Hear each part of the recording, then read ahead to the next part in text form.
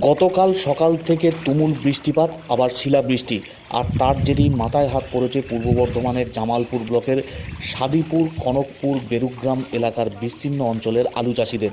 এছাড়াও দামোদর নদ তীরবর্তী যে সমস্ত পঞ্চায়েত এলাকা রয়েছে সেই সমস্ত এলাকায় ব্যাপক শিলাবৃষ্টির জেরে মারাত্মক সমস্যায় পড়েছেন আলু চাষিরা। আর আজ সকাল থেকে জমিতে জমে থাকা জল বের করার যেমন চেষ্টা করছেন, জল থেকে ছেঁকে আলু উদ্ধারের চেষ্টায় হাত লাগিয়েছেন চাষিরা। মাথায় হাত পড়েছে কার্যত কৃষকদের। এমনিতেই জমিতে আলুর দাম নেই, তার উপর যেভাবে বৃষ্টি এবং শিলাবৃষ্টি হয়েছে তার জেরে সমস্যায় পড়েছেন দক্ষিণ দামোদরের বিস্তীর্ণ এলাকার আলু চাষিরা। সকাল থেকে মাঠমুখো রয়েছেন কৃষকরা এবং মাঠ থেকে জমে থাকা জল বের করার আপ্রাণ চেষ্টা করছেন।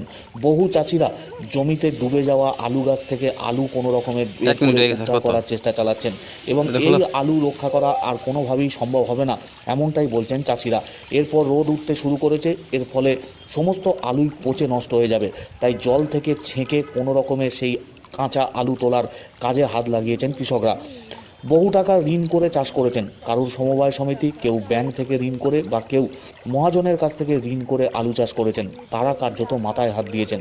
সকাল থেকে আপ্রাণ চেষ্টা চালাচ্ছেন তারা। গতকালকে বৃষ্টি থামার পর জমি থেকে জল বের করার চেষ্টা করছিলেন কৃষকরা, তারপরেও সমস্ত জমিতে জল বের করা সম্ভব হয়নি।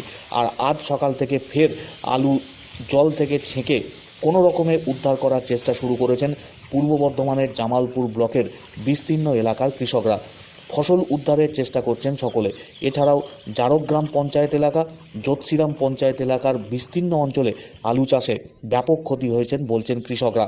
কীভাবে দেনা শোধ করবেন তা নিয়ে দুশ্চিন্তা ক্রমশ বেড়েছে। ফসলের দাম নেই, অন্যদিকে প্রাকৃতিক দুর্যোগ, দুইয়ের সাঁড়াশি চাপে যথেষ্ট সমস্যার মধ্যে পড়েছেন দক্ষিণ দামোদর এলাকার বিস্তীর্ণ অঞ্চলের আলু চাষিরা।